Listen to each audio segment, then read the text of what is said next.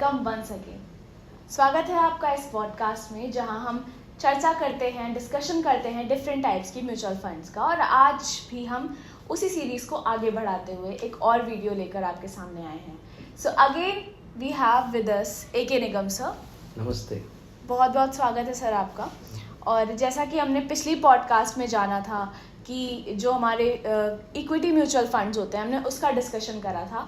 और आज हम एक दूसरे प्रकार के म्यूचुअल फंड का डिस्कशन करने वाले हैं, तो जिसका नाम है डेट म्यूचुअल फंड्स। ये ऐसे टाइप के म्यूचुअल फंड्स हैं जिसका लोगों को ज़्यादा नॉलेज नहीं होता है and they are more diverse than equity mutual funds. तो सर शुरू करते हैं हमारा आज का podcast. And my first question sir, very basic, what are debt mutual funds?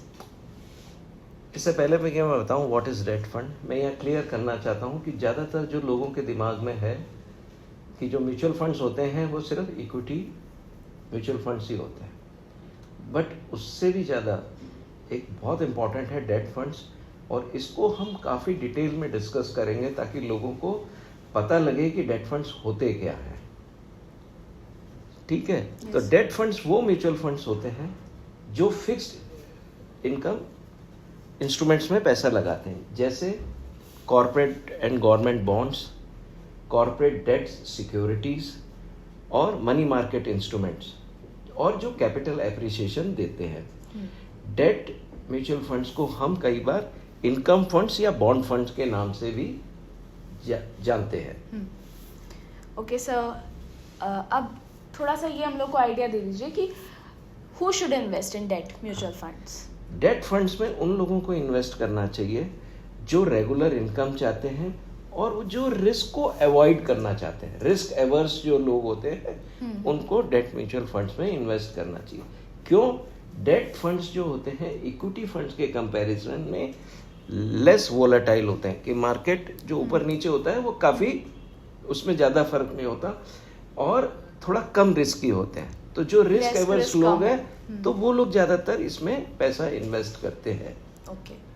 और दूसरी चीज़ क्या है कि जो लोग ज़्यादातर जो ट्रेडिशनल प्रोडक्ट्स में लगाते हैं, जैसे फिक्स्ड डिपॉजिट्स हैं, बॉन्ड्स हैं, उन लोगों को डेट म्यूचुअल फंड्स में पैसे को इन्वेस्ट करना चाहिए और उसके थ्रू वो अपना फाइनेंशियल गोल मीट कर सकते हैं। क्योंकि जो डेट म्यूचुअल फंड्स हैं वो FD और इनके दूसरे इंस्ट्रूमेंट के कंपैरिजन में थोड़े टैक्स एफिशिएंट है। ओके सर, तो सर अभी आपने बताया कि कैसे like who should invest in date mutual funds. अब थोड़ा सा वर्किंग बता दीजिए कि ये काम कैसे करता है डेट म्यूचुअल फंड? जो डेट म्यूचुअल फंड्स है वो लिस्टेड और अनलिस्टेड डेट इंस्ट्रूमेंट्स में पैसा लगाते हैं। अच्छा। जैसे मैंने आपको पहले बताया था डेट इंस्ट्रूमेंट्स किस तरह के होते हैं, गवर्नमेंट एंड गवर्नमेंट सिक्योरिटीज, और उनके जो होते हैं ना सर्टेन प्राइस, और later sell them at a margin, खरीद के फिर आगे मार्जिन पे बेचते हैं। तो इसमें एक कंपोनेंट और है, एक तो ये है कि आपने खरीदा और उसको आगे जो सेल प्राइस है उस पर बेच दिया। ठीक है। दूसरा आप एक चीज देते हैं कि डेट इंस्ट्रूमेंट में रेगुलरली डिविडेंड या इंटरेस्ट मिलता रहता है। अच्छा। तो वो भी है ना, वो म्यूचुअल फंड स्कीम में ऐड होता है। तो जब म्यूचुअल फंड स्कीम में ऐड होता है तो उससे जो इन्वेस्टर्स है उसको वो बेनिफिट होता है और वो उसकी NAV में एप्रिशिएट करता है, चाहे वो एप्रिशिएट करे चाहे डेप्रिशिएट करे। तो उससे क्या होता है, उसकी NAV बढ़ती है, NAV बढ़ने से उसको फायदा होता है। ठीक है सर। सर जैसे कि आपने बताया अभी कि ये जो वर्किंग है म्यूचुअल फंड की, डेट म्यूचुअल फंड की, नाउ हम जानना चाहते हैं कि जो बाकी प्रकार के जो म्यूचुअल फंड्स है उससे डेट म्यूचुअल फंड कैसे अलग है, डिफरेंट? देखिए, ऑपरेशनली तो डेट फंड्स और इक्विटी फंड्स में ज़्यादा डिफरेंस नहीं होता। ठीक है। लेकिन सेफ्टी इसमें जो इम्पोर्टेंट है वो डेट फंड्स में ज़्यादा है in comparison to equity fund. Market अगर फॉल कर गया तो इक्विटी फंड्स में ज़्यादा फ्लक्चुएशन होगा, डेट फंड्स में कम होता है।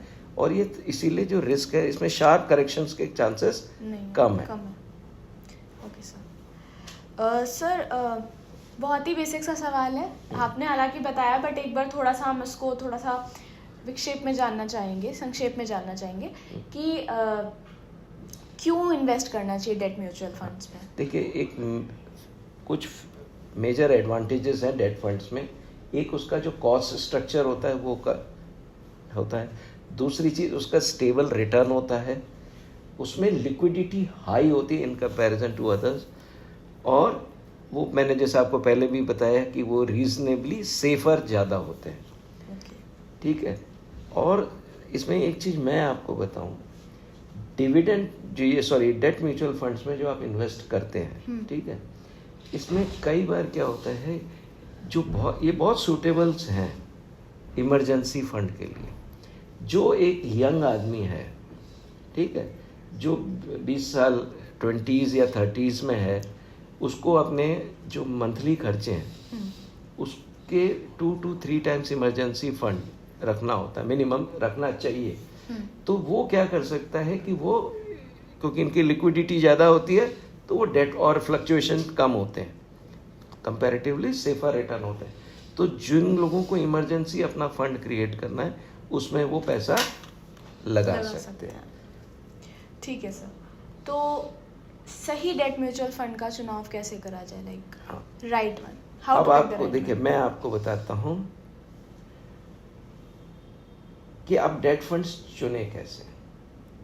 ठीक है, मैं आपको इसमें 2-3 पॉइंट्स इसमें कहता हूँ कि सबसे पहले तो आप ये देखिए कि जो म्यूचुअल फंड की स्कीम आप डेट फंड्स की ले रहे हैं उसकी एवरेज मैच्योरिटी क्या है। एवरेज मैच्योरिटी मतलब कि अगर आपको पैसा शॉर्ट टर्म्स के लिए चाहिए, तो जो जनरली जो फंड्स होते हैं जिन्होंने पेपर में लो मैच्योरिटी पेपर्स खरीदे हुए हैं उसमें फ्लक्चुएशंस कम होता है। अच्छा, ठीक है। तो आप, अगर आपको लगता है कि मेरे को शॉर्ट टर्म के लिए पैसा लगाना है तो आप इसमें, जिसमें वोलेटिलिटी आप कम चाहते हैं कि थोड़ा सा, तो आप उसमें लगा सकते हैं। तो ये है कि आप उसका पोर्टफोलियो चेक कीजिए कि उसकी एवरेज मैच्योरिटी क्या है। ठीक है। दूसरी चीज़ क्या है कि आप ये देखिए कि जो उसका पोर्टफोलियो है, ठीक है, वो रीजनेबली लिक्विड है कि नहीं है, उसकी लिक्विडिटी भी देखिए। ठीक है, ठीक है। और तीसरा जो पॉइंट है, ये कोशिश करिए कि आप उन डेट म्यूचुअल फंड्स को अवॉइड करिए जिनके स्मॉल कॉर्पसेस है। आप समझे? स्मॉल कॉर्पसेस का मतलब जब स्मॉल कॉर्पसेस है तो वो नहीं कर पाएगा। एक बहुत इंपॉर्टेंट पॉइंट है जो मैं कहूँगा कि जो भी डेट म्यूचुअल फंड्स का जो पोर्टफोलियो है उसमें आप ये देखिए कहीं ऐसा तो नहीं है कि उसने अनरेटेड पैसा उन बॉन्ड्स में लगाया है जो रेटेड नहीं है। जो रेटेड होते हैं उसमें आपको पता है कि वो सेफर ज़्यादा है और उसका वेल डाइवर्सिफाइड पोर्टफोलियो है कि नहीं। कहीं ऐसा तो नहीं कि उसका concentration of portfolio unrated schemes में ज़्यादा है, तो उससे क्या होगा, डेट फंड में रिस्क बढ़ जाएगा। क्योंकि हम लगा डेट फंड में इसलिए रहे हैं कि उसमें हमें सेफ्टी चाहिए। और आपने अगर सपोज ऐसे कॉर्पोरेट में फंड में लगाया जिसकी स्कीम्स या सिक्योरिटीज लिस्टेड नहीं है और कल को उसने डिफॉल्ट कर दिया तो स्कीम की परफॉर्मेंस पे फर्क आएगा। तो आपको ये 3-4 पॉइंट्स जो हैं वो ध्यान में रखने हैं before you select a debt mutual funds. जी बिल्कुल, जैसे कि आपने बताया average maturity, portfolio, small corpuses ना। हाँ ठीक है सर। तो आज हमने बहुत कुछ जाना सर से, लाइक डेट म्यूचुअल फंड्स के बारे में कि सही डेट म्यूचुअल फंड का चुनाव कैसे करा जाए, बाकियों से कैसे डिफरेंट है, और ऐसे ही हम आगे भी चर्चा करते रहेंगे। जैसे कि आज हमने डेट म्यूचुअल फंड के बारे में थोड़ा बहुत जाना है, जैसे कि हमने आपसे बात करी कि डाइवर्स होते हैं और लोगों को ज़्यादा इसकी जानकारी नहीं होती है। आगे हम और भी ज़्यादा इसकी चर्चा करेंगे, लेकिन उसके लिए आपको क्या करना होगा, लाइक करना होगा और सब्सक्राइब करना होगा ताकि आपके पास तुरंत नोटिफिकेशन चला जाए हमारे इस पॉडकास्ट का। तो हमें सुनते रहिए और नीचे कमेंट ज़रूर करिए कि आपकी जो भी डिफ़िकल्टीज़ आपको आ रही हैं, आपके जो भी डाउट्स हैं, आप और क्या जानना चाहते हैं। इससे हमको हेल्प मिलेगी आपके लिए नई नई चीज़ें लाने में। So thank you so much sir. इससे पहले कि हम इसको करें, मैं एक चीज़ ये कहना चाहूँगा कि जो हम इसमें स्लोली आगे बढ़ेंगे क्योंकि ये एक बहुत इम्पोर्टेंट पार्ट है और ज़्यादातर लोगों को इसके बारे में पता नहीं है। जी, थैंक यू सो मच। नमस्ते।